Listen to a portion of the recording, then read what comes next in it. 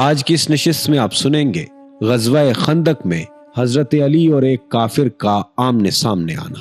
بسم اللہ الرحمن الرحیم، اللہم صلی علی محمد وعلی آل محمد وعترتہ بعدد کل ما لم یلق۔ السلام علیکم ناظرین، سیرت النبی صلی اللہ علیہ وآلہ وسلم کی نشست نمبر 67 میں خوش آمدید۔ یہ ہماری غزوہ خندق سیریز کی دوسری نشست ہے، اور پچھلی نشست میں آپ نے 2 نادر واقعات سنے بھی۔ انہی ایام میں ان دونوں واقعات سے کہیں بڑھ کر ایک ایسا واقعہ پیش آیا جسے امام بخاری نے حضرت جابر رضی اللہ تعالیٰ عنہ سے روایت کیا ہے۔ حضرت جابر کا بیان ہے، ہم لوگ خندق کھود رہے تھے کہ ایک چٹان نما ٹکڑا آڑے آ گیا۔ لوگ نبی صلی اللہ علیہ وسلم کی خدمت میں حاضر ہوئے اور عرض کی کہ یہ چٹان نما ٹکڑا خندق میں حائل ہو گیا ہے۔ آپ نے فرمایا، میں اتر رہا ہوں۔ اس کے بعد آپ اٹھے، آپ کے شکم پر پتھر بندھا ہوا تھا، آپ نے 3 روز سے کچھ چکھا نہ تھا۔ پھر نبی صلی اللہ علیہ وسلم نے کدال لے کر مارا تو وہ چٹان نما ٹکڑا بھر بھرے تودے میں تبدیل ہو گیا۔ حضرت برہ رضی اللہ تعالیٰ عنہ کا بیان ہے کہ جنگ خندق کے موقع پر کھدائی کے دوران ایک سخت چٹان آ پڑی جس سے کدال چٹ جاتی تھی، کچھ ٹوٹتا ہی نہ تھا۔ ہم نے رسول اللہ صلی اللہ علیہ وسلم سے اس کا شکوہ کیا۔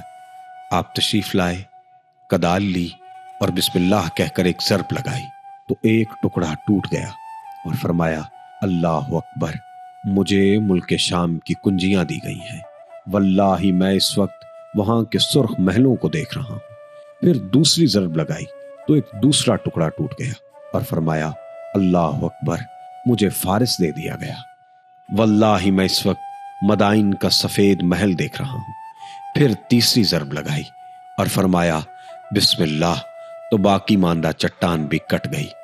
پھر فرمایا، اللہ اکبر، مجھے یمن کی کنجیاں دی گئی ہیں، واللہ میں اس وقت اپنی اس جگہ سے صنعاء کے پھاٹک دیکھ رہا ہوں۔ ابن اسحاق نے ایسی ہی روایت حضرت سلمان فارسی رضی اللہ تعالیٰ عنہ سے ذکر کی ہے۔ چونکہ مدینہ شمال کے علاوہ باقی اطراف سے ہر سے لادے کی چٹان، پہاڑوں اور کھجور کے باغات سے گھرا ہوا ہے، اور نبی صلی اللہ علیہ وسلم ایک ماہر اور تجربہ کار فوجی کی حیثیت سے یہ جانتے تھے کہ مدینے پر اتنے بڑے لشکر کی یورش صرف شمال ہی کی جہت سے ہو سکتی ہے، اس لیے آپ نے صرف اسی جانب خندق کھدوائی۔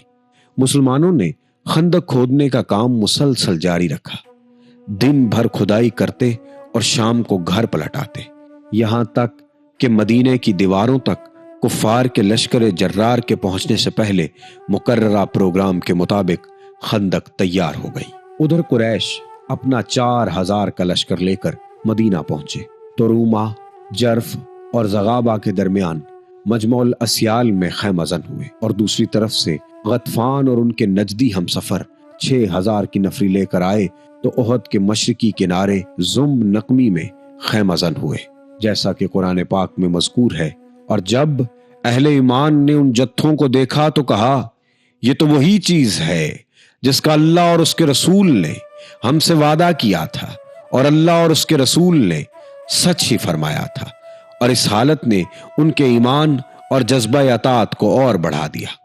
لیکن منافقین اور کمزور نفس لوگوں کی نظر اس لشکر پڑی تو ان کے دل دہل گئے۔ چنانچہ خدائے لم یزل کا ارشاد ہوا، اور جب منافقین اور وہ لوگ جن کے دلوں میں بیماری ہے کہہ رہے تھے اللہ اور اس کے رسول نے ہم سے جو وعدہ کیا تھا وہ محض فریب تھا، اللہ اکبر۔ بہرحال اس لشکر سے مقابلے کے لیے رسول اللہ صلی اللہ علیہ وسلم بھی 3000 مسلمانوں کی نفری لے کر تشریف لائے اور کوہ صلا کی طرف پشت کر کے کلا بندی کی شکل اختیار کر لی۔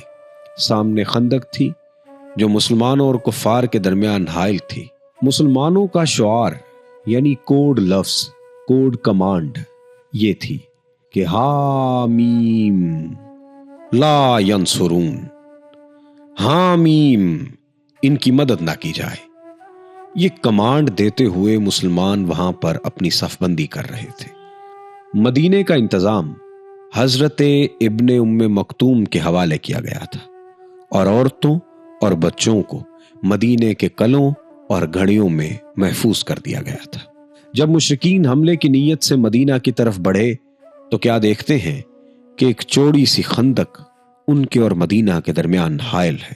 مجبوراً انہیں محاصرہ کرنا پڑا، حالانکہ وہ گھروں سے چلتے وقت اس کے لیے تیار ہو کر نہیں آئے تھے، کیونکہ دفاع کا یہ منصوبہ خود ان کے بقول ایک ایسی چال تھی جس سے عرب واقف ہی نہ تھے، لہٰذا انہوں نے اس معاملے کو سرے سے اپنے حساب میں داخل ہی نہ کیا تھا۔ مشرکین خندق کے پاس پہنچ کر غیظ و غضب سے چکر کاٹنے لگے۔ انہیں ایسے کمزور نقطے کی تلاش تھی جہاں سے وہ اتر سکے۔ ادھر مسلمان ان کی گردش پر پوری نظر رکھے ہوئے تھے اور ان پر تیر برساتے رہتے تھے تاکہ انہیں خندق کے قریب آنے کی جرت نہ ہو، وہ اس میں نہ کود سکے اور نہ مٹی ڈال کر عبور کرنے کے لیے راستہ بنا سکے۔ ادھر قریش کے شہسواروں کو گوارا نہ تھا کہ خندق کے پاس محاصرے کے نتائج کا انتظام بے فائدہ پڑے رہے، یہ ان کی عادت اور شان کے خلاف بات تھی۔ چنانچہ ان کی ایک جماعت نے، جن میں عمرو بن عبد ود، اکرمہ بن ابی جہل اور زرار بن خطاب وغیرہ تھے، ایک تنگ مقام سے خندق پار کر لی اور ان کے گھوڑے خندق اور صلاح کے درمیان میں چکر کاٹنے لگے۔ ادھر سے حضرت علی کرم اللہ وجہ الکریم چند مسلمانوں کے ہمراہ نکلے اور جس مقام سے انہوں نے گھوڑے کدائے تھے اسے قبضے میں لے کر ان کی واپسی کا راستہ بند کر دیا۔ اس پر عمرو بن عبد ود نے مبارزت کے لیے للکارا۔ حضرت علی دو ہاتھ کرنے کے لیے مقابلے میں گئے اور یہ ایسا فکرہ چست کیا کہ وہ تیش میں آ کر گھوڑے سے کود پڑا، اس کی کوچیں کاٹی، اس کے چہرے کو مارا اور حضرت علی کے دو بدو آ گیا۔ بڑا بہادر اور شہزور تھا، دونوں میں پرزور ٹکر ہوئی، ہر ایک نے ایک دوسرے پر بڑھ کر وار کیا۔ بالآخر حضرت علی کرم اللہ وجہ الکریم نے اس کا کام تمام کر دیا۔ باقی مشرکین بھاگ کر خندق پار چلے گئے۔ وہ اس قدر مرعوب تھا کہ اکرمہ نے بھاگتے ہوئے اپنا نیزہ بھی چھوڑ دیا۔ مشرکین نے کسی دن خندق پار کرنے یا اسے پاٹ کر راستہ بنانے کی بڑی زبردست کوشش بھی کی، لیکن مسلمانوں نے بڑی عمدگی سے انہیں دور رکھا، انہیں اس طرح تیروں سے چھلنی کیا اور ایسی پامردی سے ان کی تیر اندازی کا مقابلہ کیا کہ ان کی ہر کوشش ناکام ہو گئی۔ اسی طرح کے پرزور مقابلوں کے دوران رسول اللہ صلی اللہ علیہ وسلم اور صحابہ کرام کی بعض نمازیں بھی ختم ہو گئی تھی۔ چنانچہ صحیحین میں حضرت جابر رضی اللہ تعالیٰ عنہ سے مروی ہے کہ حضرت عمر بن خطاب خندق کے روز آئے اور کفار کو سخت سست کہتے ہوئے کہنے لگے کہ یا رسول اللہ، آج میں بمشکل سورج ڈوبتے ڈوبتے نماز پڑھ سکا۔ رسول اللہ صلی اللہ علیہ وسلم نے فرمایا، اور میں نے تو واللہ ابھی نماز پڑھی ہی نہیں۔ اس کے بعد ہم لوگ نبی صلی اللہ علیہ وسلم کے ساتھ بطحان میں اترے، آپ نے نماز کے لیے وضو فرمایا اور ہم نے بھی وضو کیا، پھر آپ نے عصر کی نماز پڑھی۔ یہ سورج ڈوب چکنے کے بعد کی بات ہے۔ اس کے بعد مغرب کی نماز پڑھی۔ نبی صلی اللہ علیہ وسلم کو اس نماز کے چھوٹ جانے کا اتنا ملال تھا کہ آپ نے مشرکین پر بد دعا فرما دی۔ چنانچہ صحیح بخاری میں حضرت علی کرم اللہ وجہ الکریم سے مروی ہے کہ نبی صلی اللہ علیہ وسلم نے خندق کے روز فرمایا، اللہ ان مشرکین کے لیے ان کے گھروں اور قبروں کو آگ سے بھر دے، جس طرح انہوں نے ہم کو نماز وسطیٰ کی ادائیگی سے مشغول رکھا یہاں تک کہ سورج ڈوب گیا۔